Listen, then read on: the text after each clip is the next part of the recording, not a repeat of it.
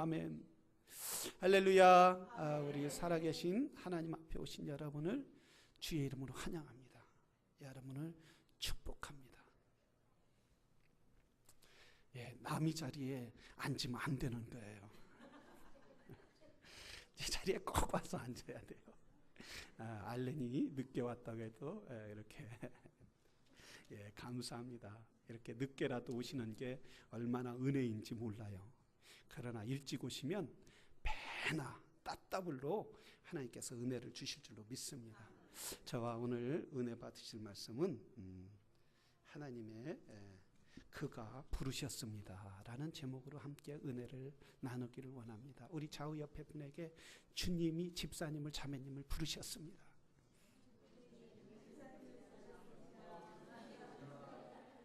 주님이 부르셨습니다. 주님의 축복이 있기를 바랍니다. 할렐루야.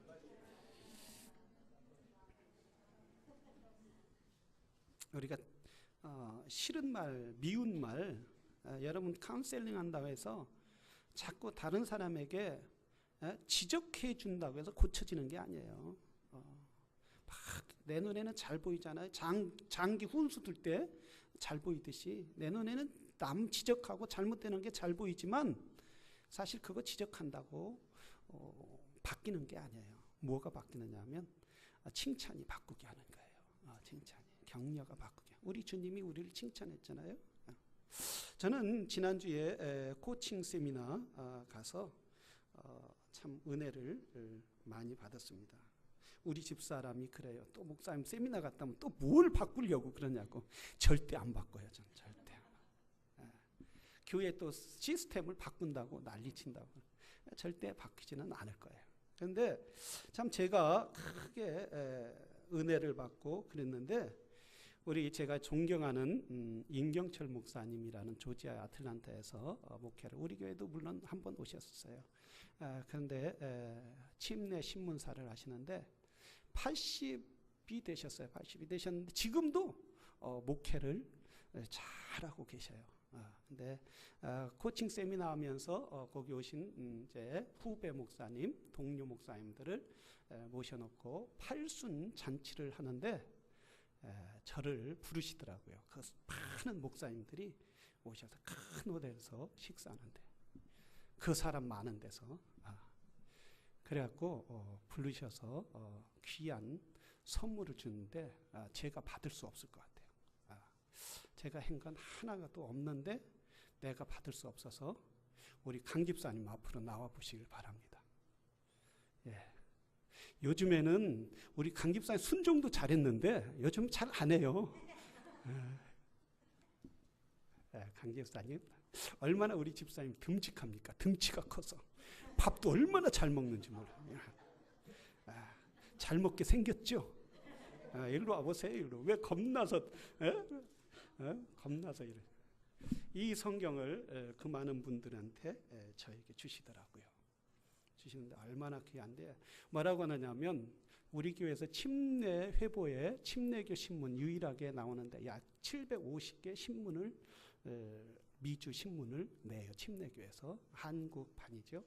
근데 거기에 저를 이사로 불러놓고 저는 한 번도 돈 내본 적 없거든요. 근데 우리 강 집사님이 막 매달 돈을 내셨어요. 개인이 냈어요? 헌금으로 냈어요? 다음에 이거 받으면 개인이 낼지도 몰라. 네, 그렇게 변함없이 2년 동안 신문사에 헌금을 보내줬다고 그 수많은 사람들 앞에서 저를 불러서 이걸 주시는 거예요. 근데 이걸 받으면서 나는 받을 자격이 없더라고요. 왜냐하면 우리 강 집사님한테 보내 좀 주세요 그랬더니 목사님 성경금 보낼 때도 많은데 왜 그것까지 보내요? 막 투덜투덜 그래도 좀 보내보세요 했더니 보내셨어요. 그랬더니 2년 후에 이렇게 칭찬받고 상도 받고 그러잖아요. 그러니까 제가 받을 수 없어서 우리 강 집사님에게 주려고 그래요. 이거 목사님 아니에요. 자, 일단 받아요. 알겠습니다. 예.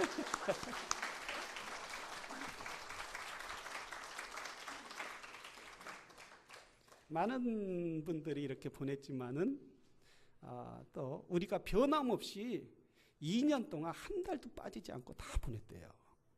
그랬다고 고맙다고. 보내기에는 보낼 때 돈도 아깝고 그렇잖아요. 돈도 아깝고 그런데 왜 보내냐? 무슨 우리에게 유익이 있다고 보내냐? 이렇게. 그러나 여러분, 우리 하나님은 보고 계시다는 거예요. 그분이 기억하지 않고 저에게 늘 고맙다고 생각하고 80 먹은 연세 드신 분이 고맙게 생각하고 잊지 않고 있듯이 우리가 하나님 앞에 이렇게 예배드리고 11조를 드리고 헌금을 드리고 하나님 나라를 위하여 사는 것, 우리가 때로는 힘들고 어렵지만은 그렇게 할 때 하나님은 다 보고 계시다는 거예요. 우리가 지금은 보이지 않고 손으로 잡히지는 않지만 하나님은 우리에게 분명히 페이백 하실 때가 있는 거예요. 저 성경보다 더 좋은 걸로. 우리 세상에서 얼마나 성경을 귀해요. 그러나 우리가 하나님 앞에 가서는 우리가 상상하지 못한 그 엄청난 것으로 저와 여러분에게 상급을 주실 줄로 믿습니다. 그걸 바라보고 우리 부름에 합당하게 사는, 주를 위하여 사는 저와 여러분이 되기를 주의 이름으로 축원합니다. 정말 이 임경철 목사님 80세 동안 하나님의 부르심에 굳건히 가셨어요.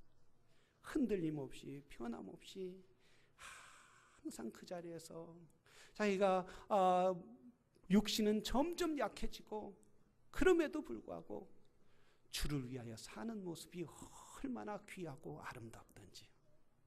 여러분, 주를 위하여 사는 것이 우리가 주님이 나를 부르신 그 부름에 순종하고 따르는 것이 복인 줄로 믿습니다. 오늘 저와 여러분은 그가 부르셨습니다. 그가 부르셨습니다. 지금 로마서는 로마 교회를 위하여 바울 사도의 편지예요. 어떻게 보면 바울 사도가 편지한 것이 아니라 바울 사도를 통해서 하나님께서 로마 교회를 향하여 편지를 하셨어요. 그런데 오늘 본문에 보면 이렇게 말하고 있어요. 사도로 부르심을 받아. 자, 바울이 사도로 부르심을 받아. 그리고 6절에 보면 이렇게 그리스도의 것으로 부르심을 입은 사람은 자니라. 입은 자니라. 그리스도의 것으로. 여러분, 누구의 것으로 부름을 받았다고요? 그리스도의 것으로 부름을 받았다.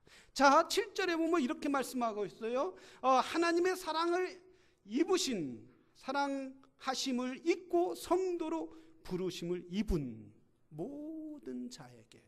이렇게 세 가지의 종류, 세 번의 부르심이 나오는데 왜 바울은 이렇게 세 번씩이나 부르심이나. 그럼 사도로 부르신 건 따로 있고 그리스도의 것으로 부른 건 따로 있고 또한 성도로 부른 건 따로 있나요? 어떤 사람은 목사로 부르고 어떤 사람은 집사로 부르고 그럼 다 따로따로인가요? 무엇이 부름이 종류가 다르고 또 부름에 대해서 어떻게 우리는 반응해 보셨나요? 하나님이 나를 부르셨습니다. 그래요. 하나님이 나를 부르셨고 하나님이 나를 오라 하셨고 나를 지명하여 불렀다면 그럼 내가 어떻게 반응하고 무엇을 위하여 주님이 나를 부르셨을까 생각해 보셨어요? 내가 오늘 사는데 나는 오늘 먹고 있고 자는데 오늘 내가 일하는데 그거에 바빠서 복잡해. 그건 집사님이나 목사님이나 생각하는 거야. 세상 말로 뭐라고요? 차라, 그만둬라. 이러고서 생각하고 그냥 열심히 사는 거야. 그렇게만 생각하고 사셨습니까? 바울은 로마의 교인들에게 편지를 하면서 먼저 이렇게 말하고 있어요. 복음은 하나님이 선지자들로 말미암아. 이 복음이 뭐냐 이거 바울은. 이 부르시니까 이 복음이 뭐냐? 이 복음은 예수 그리스도라는 거예요. 예수 그리스도는 어떤 분이냐 이거예요. 여러분, 예수 그리스도는 하루아침에 온 분이 아니라는 거예요. 예수 그리스도는 이미 성경대로 예언해서 창세기에서부터 저 여자의 후손이 뱀의 머리를 짓밟을 것을 예언서부터 수많은 예언 가운데, 성경이 예언 가운데 예수 그리스도가 오실 날을 성경을 통하여 이스라엘 사람들에게 보여주셨다는, 선지자들에게 보여주셨다는 거예요. 하나님을 사랑하는 사람들에게 영의 눈을 떠서 예수 그리스도가 성경대로 곧 온 인류의 메시아로, 구원자로 오실 것을 하나님은 예언하여 주셨다는 거예요. 그래서 이것이 복음이라는 거예요. 이 복음으로 말미암아 내가 부름을 받았다. 이 복음으로 말미암아 로마 너희들을 부름을 받았다. 이 복음으로 말미암아 너의 이방인들도 부름을 받았다.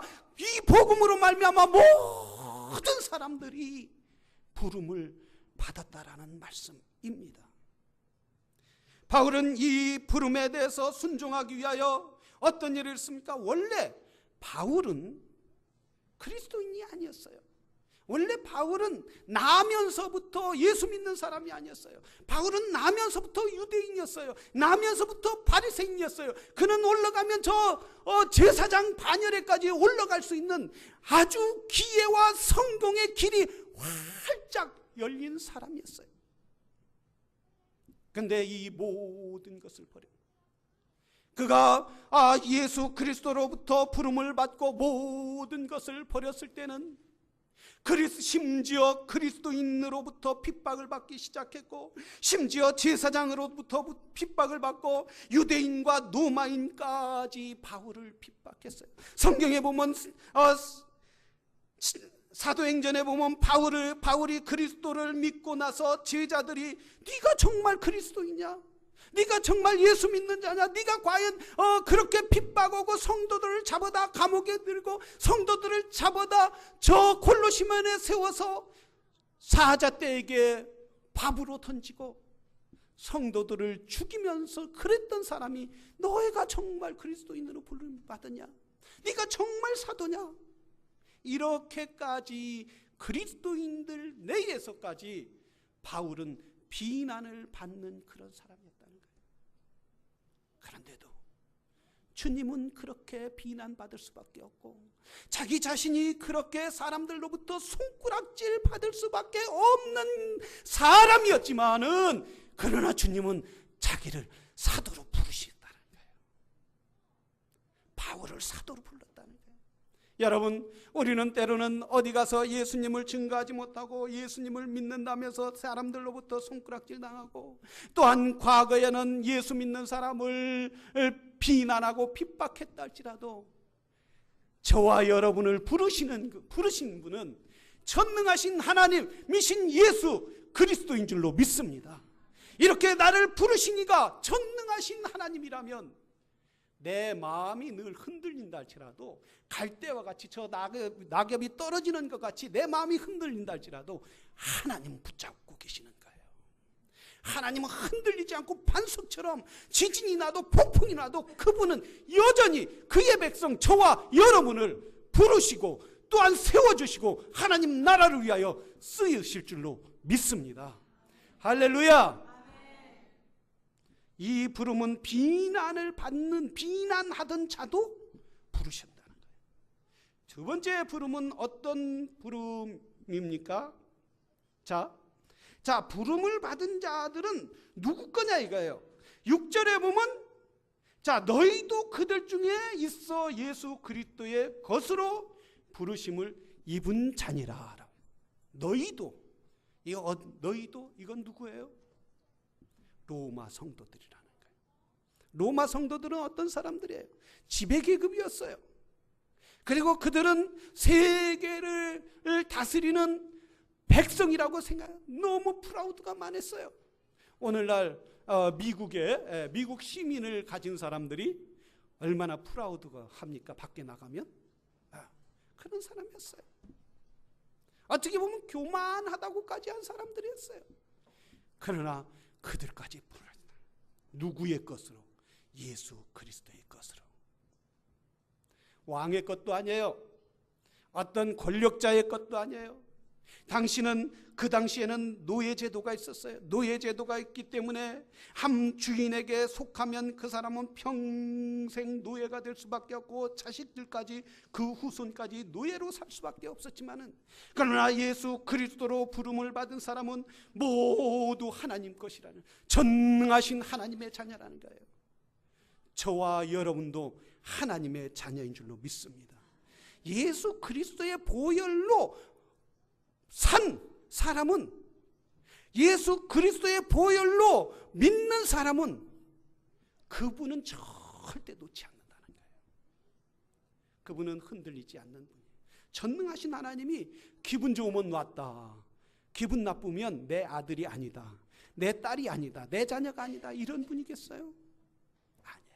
예수 그리스도의 보혈을 믿고 그분 아래 들어온 사람은 하나님의 자녀가 되는 줄로 믿습니다.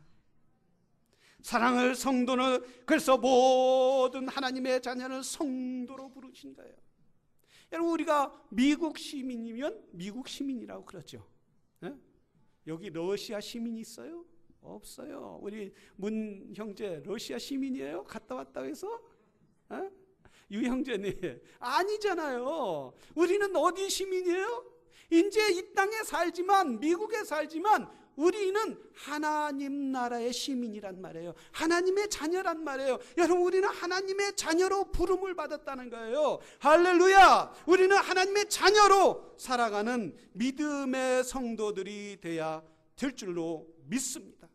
하나님은 예수 그리스도의 보혈의 피로 다시 오실 그 주님의 능력으로 우리를 다시 하나님 나라로 부르실 그분이 우리를 불러주셨어요. 성경 이사야 43장 1절을 보면은 이렇게 말씀하고 있습니다. 우리 다 같이 뒤에 있죠? 시작, 읽어봅시다. 시작. 야곱아, 너를 창조하신 여호와께서 지금 이스라엘아, 너는 너를 지명하여 불렀나니 너는 내 것이라. 할렐루야. 여러분, 이스라엘 백성들이 애굽에서 나오면서부터 어땠습니까? 광야에 40일 걸어갔어요. 거기에 광야에 40일을, 낮에는 열사의 사막으로 얼마나 뜨겁습니까? 사막에 물을 먹지 않고 한가운데 서서 있으면은 아마 탈수증으로 죽을 수밖에 없어요. 밤에는 또 추워서 그렇게 더운 지역에 밤에는 추워서 이불을 덮지 못하면 잘 수 없어요. 비가 내리지 않아요. 끈끈해요. 이런 곳에서 하나님이 어떻게 했어요? 40년 동안 이스라엘을 먹이고 입히고 채우고, 그러면서 어디까지 인도하셨냐면 저 가나안까지 인도하셨어요. 왜 애굽에서 불렀어요? 때로는 고통스럽고 어렵지만 저 가나안까지 하나님의 약속의 땅, 하나님이 축복의 땅으로 인도하기 위하여 이스라엘을 불러주셨다는 사실입니다. 우리를 왜 불렀어요? 하나님은 저와 여러분을 불렀어요. 하나님의 자녀로 불렀어요. 영원한 하나님 나라를 위하여, 그분의 나라를 위하여 부르신 줄로 믿습니다. 부름에는 순종이 따라야 돼요. 부르심을 받은 자들은 부른 자에 대하여 믿고 신뢰해야 한다라는 말씀이에요. 하나님 나를 부르셨다면 하나님 분명히 그저 불러서 이곳에 앉혀만 놓으려고 부르지 않은 줄로 믿습니다. 하나님 나를 불렀다면 주여 나를 써주시옵소서. 뭐를 위하여 쓰겠어요? 복음을 위하여 부르셨다는 거예요. 그래서 바울은 이 복음은 하나님의 선지자들로 말미암아 예수 그리스도가 하나님께 하늘로부터 이 땅에 와서 하나님 나라를 선포하고 하나님 나라를 위하여 이 땅에 평생 사신 것처럼, 그래서 그분이 가는 곳마다 어둠이 사라지고 죄악이 사라지고 사단이가 사라지고 병자가 고쳐지고 귀신 들린 자가 고침을 받고 귀신이 떠나는 역사가 있고, 이런 역사가 있게 된다는 말씀이에요. 복음이 있는 곳에, 복음의 능력이 가는 곳에, 내가 너를 지명하여 불렀나니 너는 내 것이라. 그냥 우연히 가다 돌이 탁 차여서 주순 게 아니라 하나님이 태초부터 이미 너를 불렀다. 내가 너를 지명했다. 내가 너를 그저 그냥 심심해서 부른 것이 아니라 내가 너를 이미 어머니 뱃속에 있었기 그 전서부터 너를 불렀다라는 거예요. 너는 내 것이다라는 거예요. 내가 내 것이라면 너를 불러서 너의 길을 인도하고 너를 자라게 하고 먹이고 키우고 그리고 내 미래를 하나님이 책임져 주시겠다는 거예요. 그래서 제자들에게 뭐라고 했어요? 두려워하는 제자들에게 요한복음 14장에 보면 너희는 마음에 근심하지 말라. 나를 믿으니 또 하나님을 믿으니 또 나를 믿으라. 내 아버지 집에 거할 것이 많이 있도다. 우리 주님은 우리를 불러서 연약한 자를 불러서 하나님 나라의 복음을 위하여 쓰기를 원하신다는 사실이에요.